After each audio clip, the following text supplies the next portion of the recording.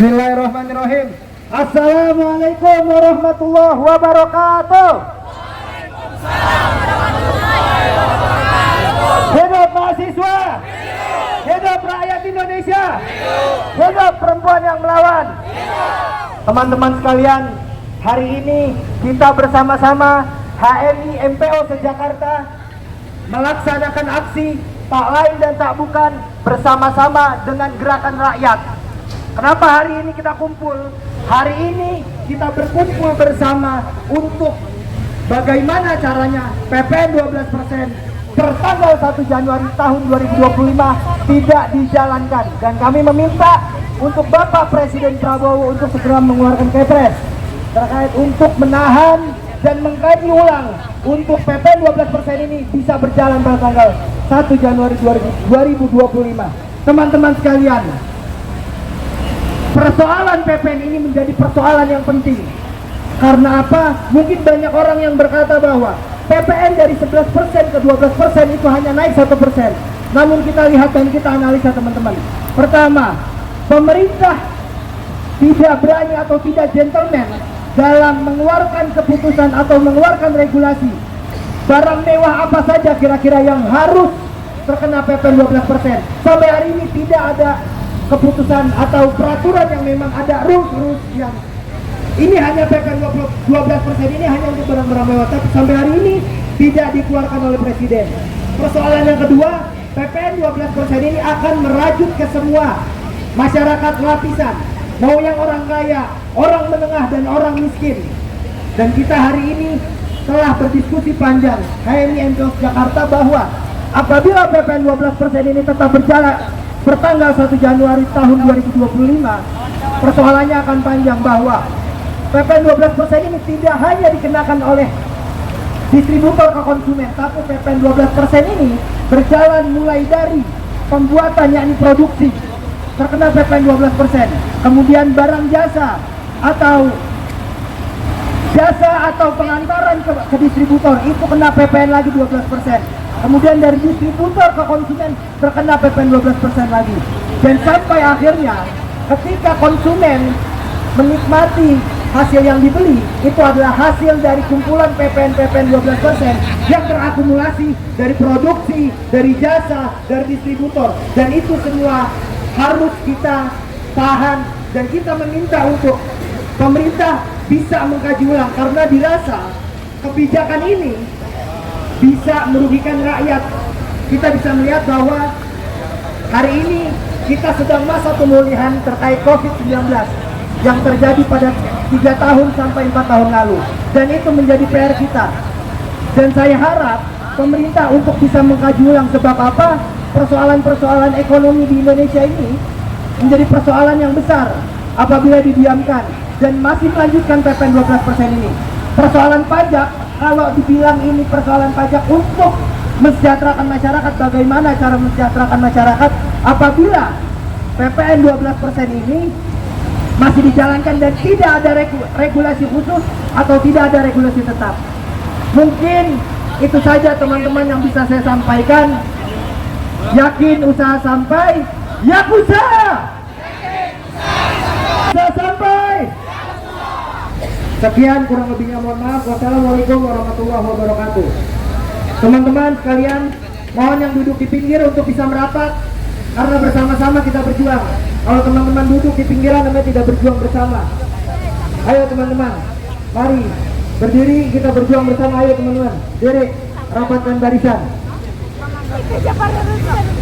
Cek. Baik, itulah tadi orasi dari saudara kita Kanda Fadlan dari HMI MPO Jakarta Selatan. Selanjutnya kita di Jakarta Selatan, Yunda Zen. Dengan ini dipersilakan. Inilah kawanku.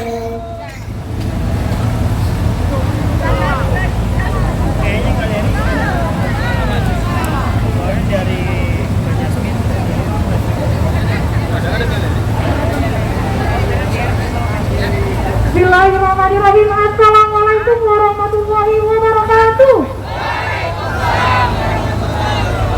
Hidup mahasiswa, hidup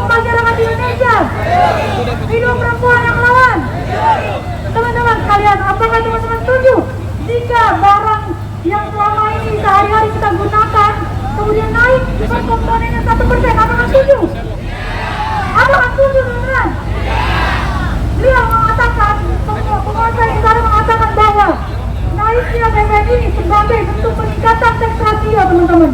Tapi apakah peningkatan tax ratio hanya satu-satunya sebagai solusi yang meningkatkan PPN ini teman-teman?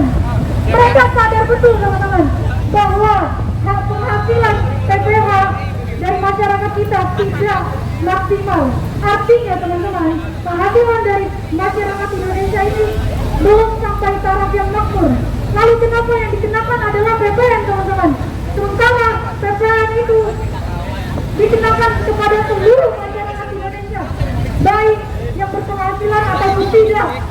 Mulai dari Indomie yang kita tukang makan di kosan sampai alat tulis untuk berdiskusi itu bisa dikenakan PPN teman-teman. Apakah setuju?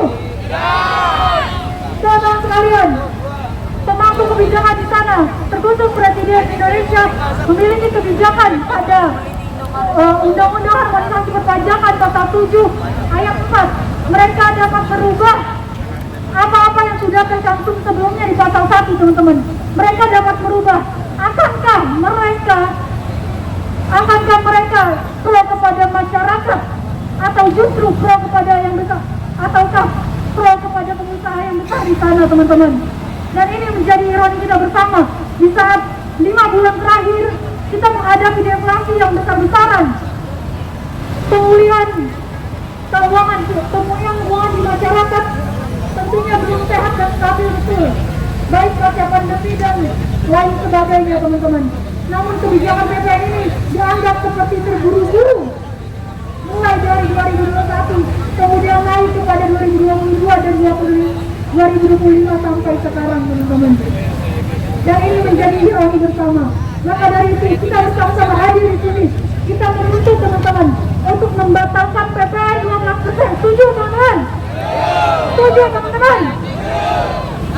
Dan kami menuntut pemerintah yang di sana untuk mengkaji ulang apakah tidak ada lagi solusi yang terbaik selain meningkatkan PPN. Bahkan sektor yang pajak yang lainnya itu masih banyak teman-teman. Kemudian yang menjadi kekhawatiran kita bersama adalah teman-teman, badan pengelola dari keuangan tersebut, apakah bisa kita percaya? Apakah dapat dijamin kepercayaan kita teman-teman?